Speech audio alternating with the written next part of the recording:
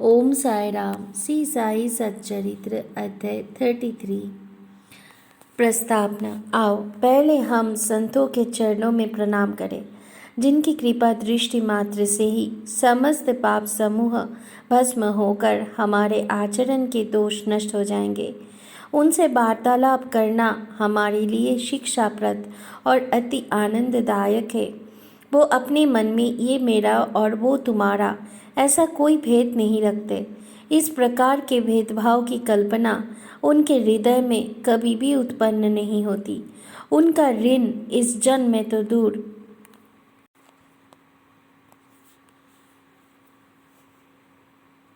अनेक जन्मों में भी ना चुकाया जा सकेगा। उदी विभूति।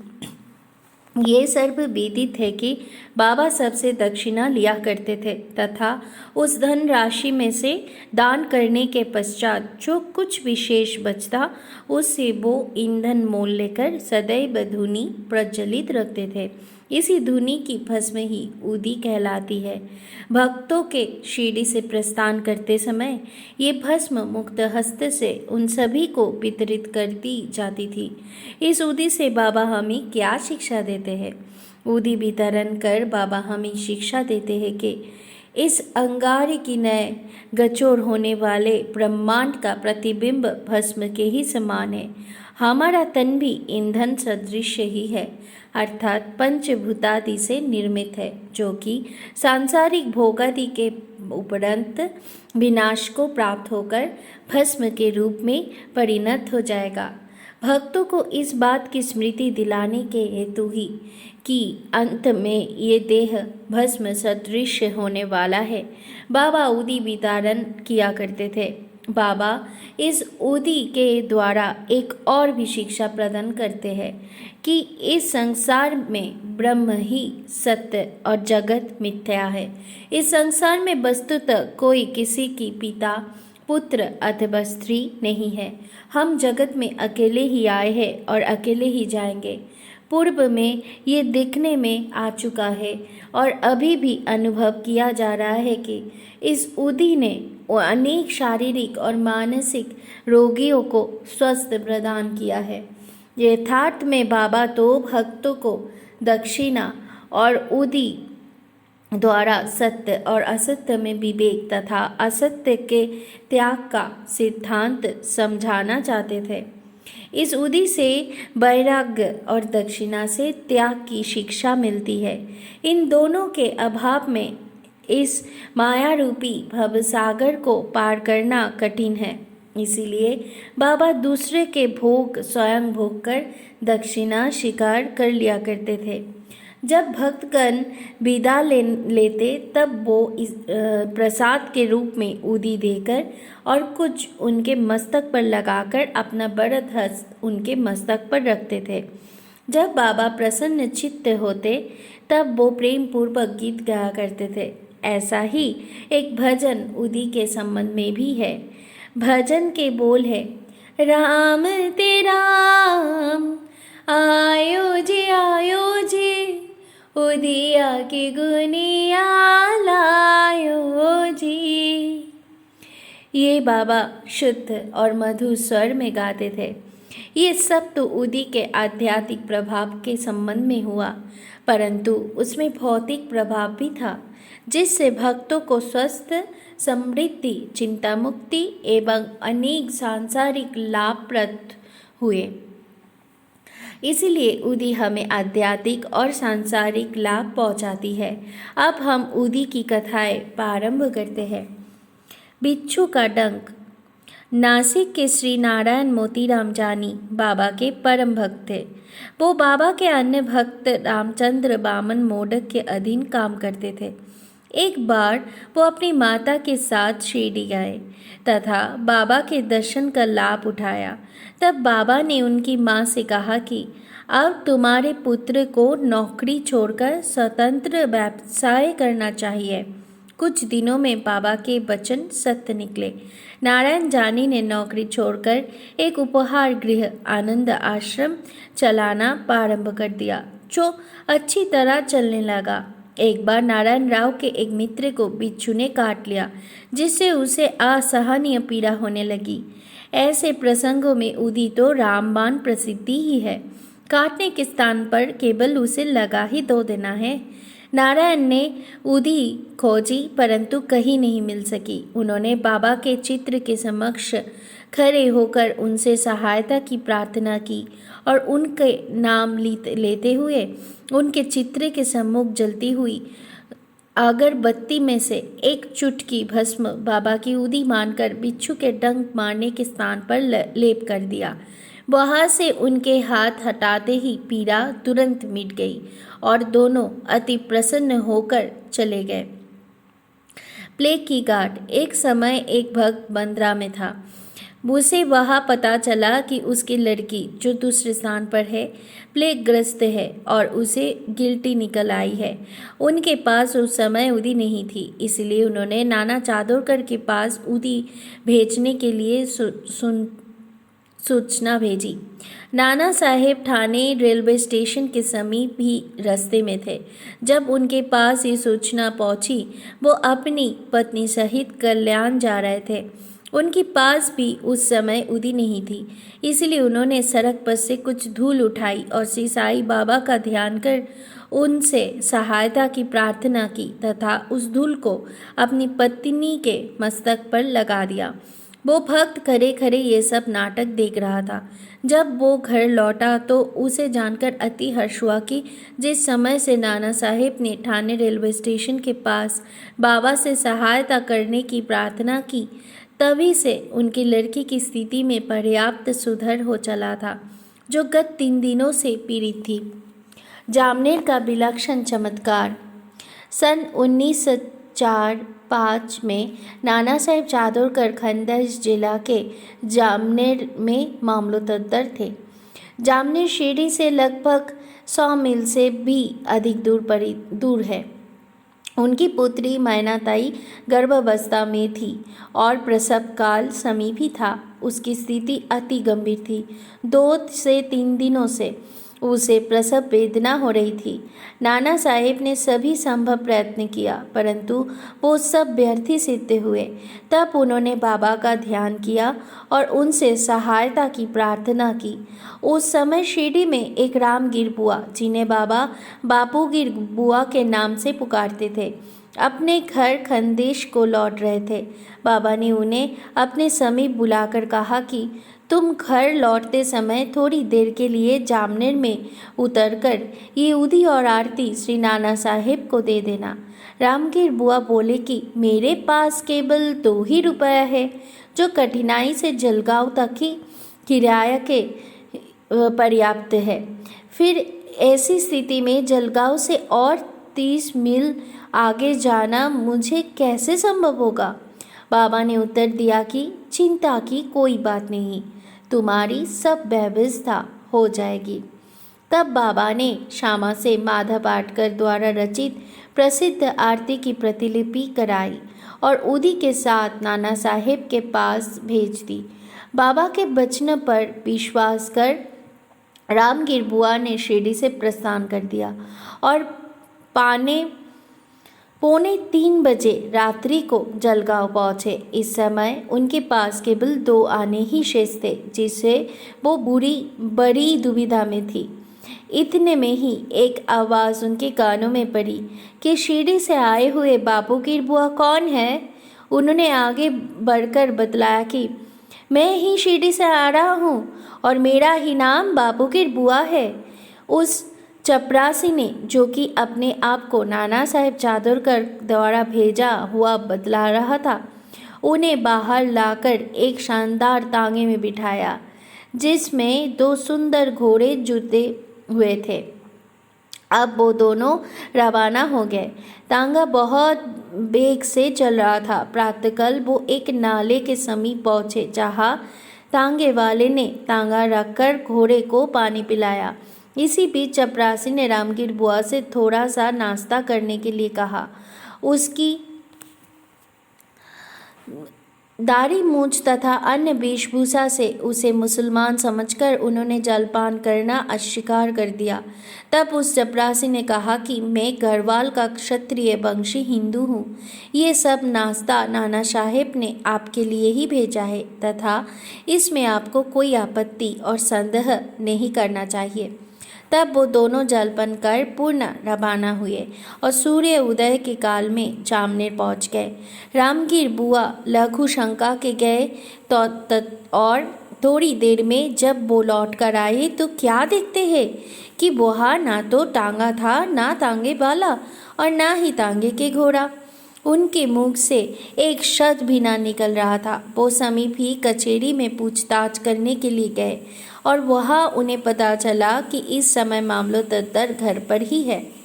वो नाना साहेब के घर गए और उन्हें बतलाया कि मैं शिरडी से बाबा की आरती और उदी लेकर आ रहा हूँ।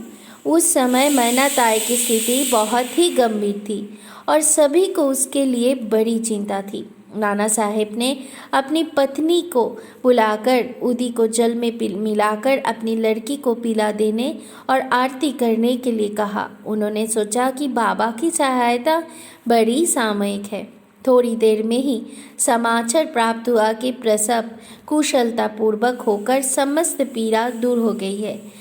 जब रामगीर बुआ ने नाना साहेब को चपरासी, तांगा तथा जलपन आदि रेलवे स्टेशन पर भेजने के लिए धन्यवाद दिया तो नाना साहेब को ये सुनकर महान आश्चर्य हुआ और वो कहने लगा कि मैंने ना तो कोई टांगा या चपरासी ही भेजा था और ना ही मुझे शिरडी से आपके पधारने की कोई पूर्व सूचना भी थी। ठाणे के सेवानिवृत्त श्री भी देव ने नाना साहेब चादुरकर के पुत्र बापू साहेब चादुरकर और शिरडी के रामगीर बुआ से इस संबंध में बड़ी पूछताछ की और फिर संतुष्ट होकर श्री साई लीला पत्रिका भाग 16 पृष्ठ नंबर 11, 12, 13 में गद्य और पद्य में एक सुंदर रचना प्रकाशित की। श्री भी नरसिंह स्वामी ने भी मैना ताई, बापू साहेब चादुरकर, रामगीर बुआ के कथन लिए हैं जो कि क्रमशः 7 जून 1936, 16 दिसंबर 1936 और 7 दिसंबर 1936 के छपे हैं और ये सब उन्होंने अपनी पुस्तक भक्तों के अनुभव भाग 3 में प्रकाशित किए हैं। निम्नलिखित प्रसंग रामगीर बुआ के कथानुसार उद्धृत किया जाता है। एक दिन मुझे बाबा ने अपने समीप बुलाकर एक उदी की पुड़िया और एक आरती की प्रतिलिपि देकर आज्ञा दी कि जामनेर जाओ और ये आरती तथा उदी नाना साहेब को दे दो। मैंने बाबा को बताया कि मेरे पास केवल 2 रुपया ही है जो कि कोपर गांव से जलगांव जाने और फिर वहां से बैलगाड़ी द्वारा जामनेर जाने के लिए अपर्याप्त है। बाबा ने कहा, अल्लाह देगा। शुक्रवार का दिन था। मैं शीघ्र ही रवाना हो गया। मैं मनमाड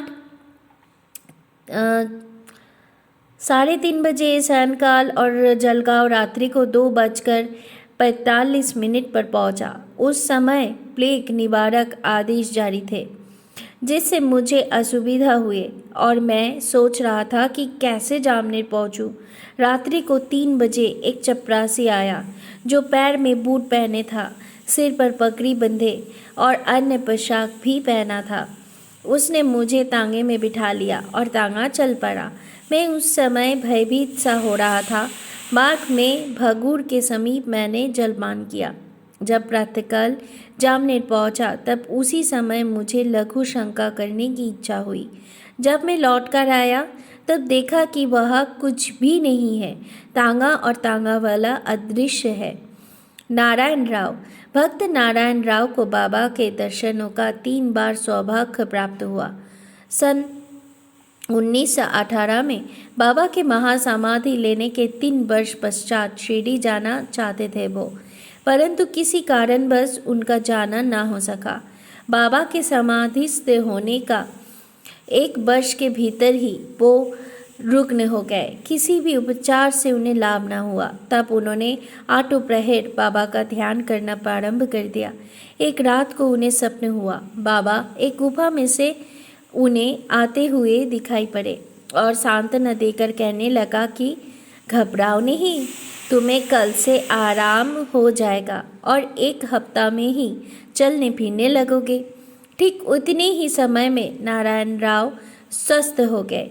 अब ये प्रश्न विचारणीय है कि क्या बाबा देहधारी होने से जीवित कहलाते थे और क्या उन्होंने देह त्याग दी इसलिए मृत हो गए? नहीं, बाबा अमर है क्योंकि वो जीवन और मृत्यु से परे है। एक बार भी अनन्य भाव से जो उनकी शरण में जाता है वो कहीं भी हो उसे वो सहायता पहुंचाता ही है। वो तो सदा हमारे बाजू में ही खड़े हैं और चाहे जैसा रूप लेकर भक्त के समक्ष प्रकट होकर उसकी इच्छा पूर्ण कर देते हैं। आप्पा साहेब कुलकर्णी सन 1917 में आप्पा साहेब कुलकर्णी के शुभ दिन आए। उनका ठाणे को स्थानांतरण हो गया। उन्होंने बाला साहेब भाटे द्वारा प्राप्त बाबा के चित्र का पूजन करना आरंभ कर दिया। उन्होंने सच्चे हृदय से पूजा की। वो हर दिन फूल, चंदन और नैवेद्य बाबा को अर्पित करते और उनके दर्शनों की बड़ी अभिलाषा रखते थे। इस संबंध में इतना तो कहा जा सकता है कि भावपूर्वक बाबा के चित्र को देखना ही बाबा के प्रत्यक्ष दर्शन की सदृश है। नीचे लिखी कथा से ये बात स्पष्ट हो जाती है।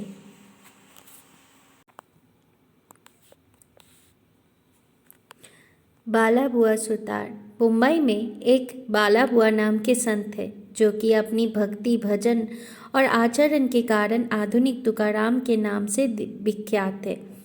सन 1917 में वो शिरडी आए। जब उन्होंने बाबा को प्रणाम किया तो बाबा कहने लगा कि मैं तो इन्हें 4 वर्षों से जानता हूँ। बाला बुआ को आश्चर्य हुआ और उन्होंने सोचा कि मैं तो प्रथम बार ही शिरडी आया हूँ, फिर ये कैसे संभव हो सकता है। गहन चिंतन करने पर उन्हें स्मरण हुआ कि 4 वर्ष पूर्व उन्होंने मुंबई में बाबा के चित्र को नमस्कार किया था। उन्हें बाबा के शब्दों की यथार्थता का बोध हो गया और वो मन ही मन कहने लगा कि संत कितने सर्वव्यापक और सर्वज्ञानी होते हैं तथा अपने भक्तों के प्रति उनके हृदय में कितनी दया होती है। मैंने तो केवल उनके चित्र को ही नमस्कार किया था तो भी ये घटना उनको ज्ञात हो गई। इसीलिए उन्होंने मुझे इस बात का अनुभव कराया कि उनके चित्र को देखना ही उनके दर्शन करने की सदृश है। अब हम अप्पा साहिब की कथा पर आते हैं। जब वो ठाणे में थे तो उन्हें भिवंडी दौरे पर जाना पड़ा, जहाँ से उन्हें 1 हफ्ता में लौटना संभव न था। उनकी अनुपस्थिति में तीसरे दिन उनके घर में निम्नलिखित विचित्र घटना हुई। दोपहर के समय अप्पा साहेब के गृह पर एक फकीर आया जिसकी आकृति बाबा के चित्र से ही मिलती जुलती थी। श्रीमती कुलकर्णी तथा उनके बच्चों ने उनसे पूछा कि आप शिरडी के से साईं बाबा तो नहीं हैं। इस पर उत्तर मिला कि वो तो साईं बाबा के आज्ञाकारी सेवक है और उनकी आज्ञा से ही आप लोगों की कुशल मंगल पूछने यहाँ आए हैं। फकीर ने दक्षिणा मांगी तो श्रीमती कुलकर्णी ने उन्हें 1 रुपया भेंट किया। तब फकीर ने उन्हें उदी की एक पुड़िया देते हुए कहा कि इसे अपने पूजन में चित्र के साथ रखो। इतना कहकर वो वहाँ से चला गया। अब बाबा की अद्भुत लीलाएं सुनिए। भिवंडी में अप्पा साहेब का घोड़ा बीमार हो गया जिससे वो दौरे पर आगे न जा सका। तब उसी शाम को वो घर लौट आए।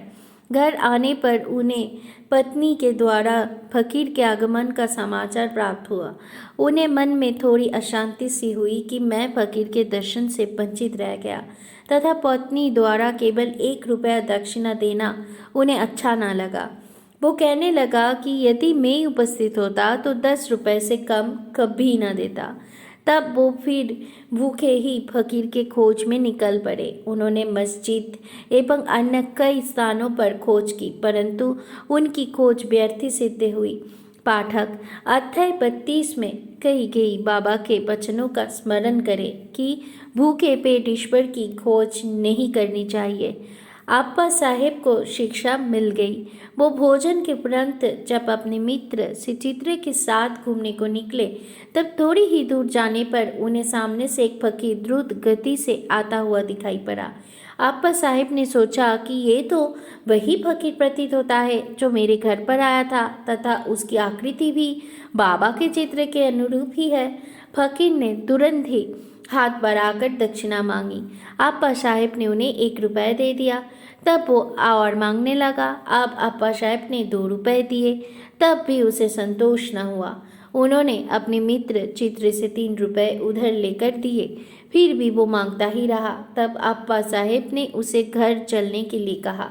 सब लोग घर पर आए और आप्पा साहेब ने उन्हें 3 रुपये और दिए, अर्थात कुल 9 रुपये। फिर भी वो असंतुष्ट प्रतीत होता था और मांग ही जा रहा था। तब आप्पा साहेब ने कहा कि मेरे पास तो 10 रुपये का नोट है। तब फकीर ने नोट ले लिया और 9 रुपये लौटाकर चला गया।